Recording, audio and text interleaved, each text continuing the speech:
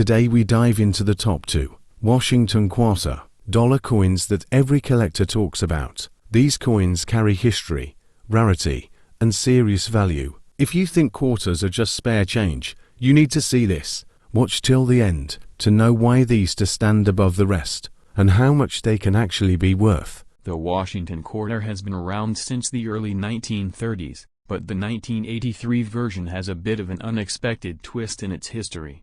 It wasn't a low mintage year in terms of sheer numbers, far from it. In Philadelphia alone, more than 673 million were struck, and in Denver, about 618 million. On top of that, there were a few million proofs struck in San Francisco for collectors. So, you'd think with numbers like that, the year wouldn't matter much. But here's the catch: in 1983, the mint didn't release the standard uncirculated mint sets that collectors often rely on to get pristine examples. That meant the vast majority of 1983 quarters went straight into circulation, clinking around in cash registers and pockets from day one. Why does that matter? Because over the decades, coins in circulation get banged up. They pick up scratches, lose their luster, and get worn down. For collectors, condition is everything. So while there might be hundreds of millions of 1983 quarters out there, finding one in truly high grade, sharp details, bright luster, no distracting marks, is surprisingly tough. And when supply gets tight for top quality examples, prices go up. So what kind of value are we talking about? If your 1983 quarter has been well used, it's likely still worth about face value. That's the reality for most of them. But if it's uncirculated and has been preserved in great shape, you could be looking at something much more interesting. Coins graded in the lower uncirculated range, like MS-63, might sell for a handful of dollars. Move up to MS-65, and you could be in the $40 to $60 range. MS-66 or MS-67 examples? Those can easily go into the hundreds, sometimes higher if they're especially nice and attract competitive bidders. And that's without even talking about errors, because this is where the potential jumps from nice little bonus to wow, that's a payday. Minting errors can happen in all sorts of ways, and they fascinate collectors. One of the more famous varieties from 1983 is known as the spitting eagle. On the reverse side, there's a small die gouge between the eagle's beak and neck that makes it look like the bird is spitting. It's subtle, but collectors love quirky things like that. And high-grade examples of the spitting eagle can fetch far more than standard coins. Then there are the big, bold errors, like off-center strikes. If the design is shifted noticeably so part of the coin is blank, collectors take notice, especially if the date is still visible. The more dramatic the shift, the higher the value tends to be. Even a modest off-center strike can be worth many times face value, and the more extreme examples can bring in well over $100. But the real showstoppers are the major oddities, like coins struck on the wrong metal planchet or overstruck on other coins or tokens. There's a legendary example of a 1983 quarter that was struck on an amusement token. You can actually see the token's original design peeking through, including the words "This is my lucky day" and little clovers. That coin ended up selling for an amount that could buy you a solid used car, because for error collectors, it's one of a kind. And sometimes, it's not even about wild visual errors, it's about the hunt for the finest known examples. There's a part of the hobby where collectors compete in something called registry sets. These are collections of coins graded by third-party services, and the goal is to have the best possible examples in the world. Registry collectors will sometimes pay top dollar for a coin that's technically common, simply because it's graded a hair higher than anything else available.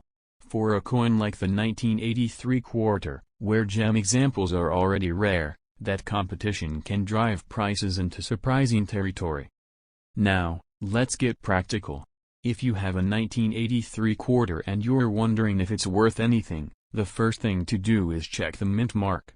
It's a small letter on the obverse side near Washington's ponytail. A P means Philadelphia, a D means Denver, and proofs will have an S. In certain grades, one mint might be more sought after than the other, but both have their desirability in high grades. Next, look closely at the condition. Hold the coin under good light and tilt it back and forth. Does it still have that original mint luster, that bright, cartwheel-like shine? Or is it dull from wear? Check the high points, Washington's hair above his ear, the tops of the eagle's wing. These are the first places to lose detail when a coin circulates. If you think yours looks sharp, compare it to pictures of graded coins online to get a rough idea of its condition.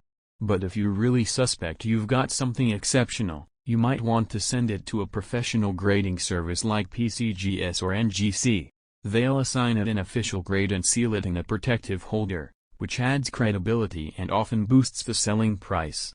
Once you know what you have, you've got a decision to make: keep it for your collection or sell it. If you decide to sell, you've got a few options. eBay is one of the biggest platforms for coin sales, and it gives you access to a global audience. Just remember to search for sold listings, not just active ones, to get a realistic idea of what your coin might bring. Anyone can list a coin for thousands of dollars, but that doesn't mean it will sell. Sold listings tell the real story.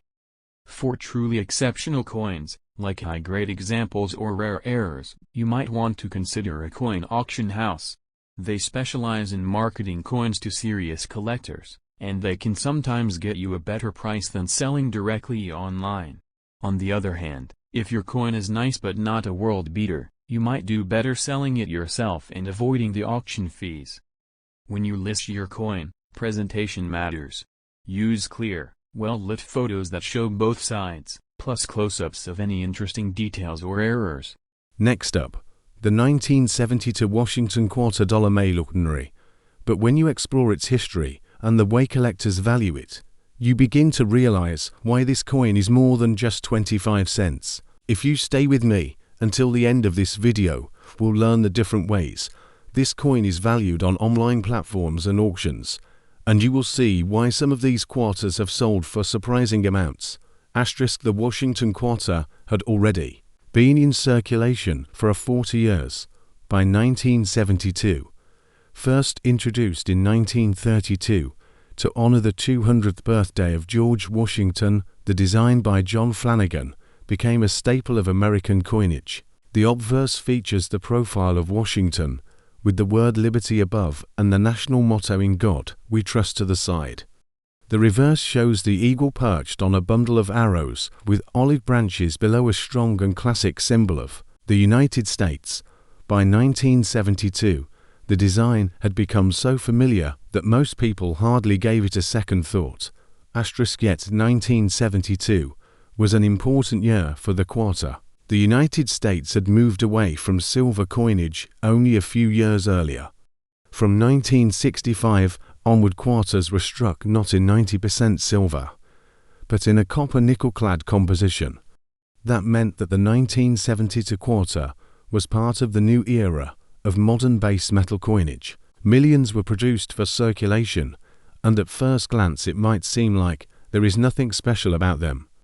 But collectors know to look deeper. The mintage numbers for 1972 were enormous. The Philadelphia Mint produced over 215 million quarters without a mint mark. The Denver Mint added more than 311 million with the D mint mark. The San Francisco Mint produced proofs for collectors only, and those carried the S mint mark. In total, hundreds of millions of 1972 quarters entered circulation, in them common in worn condition today. But the story changes dramatically when you consider condition, rarity and errors. Most people who come across a 1972 quarter see a coin that has been used heavily for decades. It might have scratches, dull color, or worn down details. These circulated coins usually do not bring much premium. But when you find a 1972 quarter in mint state condition, with full luster and sharp detail, the value begins to rise. Coins graded mint state 65 and higher are much harder to locate because so few survived without marks from bags and circulation. Collectors pay close attention to strike quality and surfaces, and that is where the difference in value becomes clear. The Denver Mint issues are abundant, but sometimes show weaker strikes, which affects desirability. Philadelphia coins without a mint mark, new one as well. But again, high-grade examples are much scarcer than the raw mintage figures suggest. The San Francisco proof coins are a different story. Struck with polished dies and special care, these proofs show mirror-like fields and frosted design elements. They were never intended for circulation, and today they remain popular with collectors who want a complete set. Asterisk eras from 1972 were where things become exciting. Quarters from this year are known with double die obverses, where parts of the lettering or design are struck twice and appear double to the naked eye. Some of these double dies are bold enough that they can be spotted without magnification, and collectors compete strongly for them. Off-center strikes are another dramatic error, where part of the design is missing because the blank planchet was misaligned. Depending on how far off-center the coin is, the value can climb sharply. There are also clipped planchet errors where a portion of the blank metal is missing before striking, leaving a curved bite-like shape in the finished coin. Each of these errors is rare and adds significant value to the otherwise common 1970 quarter. Asterisk another important factor for collectors is color and luster. Quarters that still show their original mint brilliance are far more desirable than dull grey pieces. Even among mint state coins, there is a huge difference between a coin with average luster and one with blazing eye appeal. Collectors are willing to pay premiums for coins that simply look better, even if the technical grade is the same. Asterisk the historical context of the 1970 quarter also matters. The early 70s were a time of transition in American coinage. Silver had vanished from circulating dimes and quarters only a few years earlier, and inflation was beginning to erode the buying power of the coin. What once bought a decent amount of goods was now becoming less and less valuable in real terms. Yet the quarter remained one of the most used coins in daily commerce. The 1972 issue carried that roll through grocery stores, gas stations, and vending machines across the nation. Holding one today is like holding a piece of everyday life from the early 70s. We come to the part that every collector wants to know. How much is a 1970 Washington quarter worth today? The answer depends on condition and variety. Circulated examples from Philadelphia or Denver are usually worth only their face value or slightly above. Mint state coins, however, can bring premiums, with higher grade examples selling for several dollars each and top graded coins bringing more. Proof coins from San Francisco typically sell for a few dollars, but pristine deep cameo proofs can fetch much higher prices. Errors are where the biggest jumps occur. A bold double die or a dramatic off-center strike can sell for hundreds of dollars and in some cases even more depending on demand.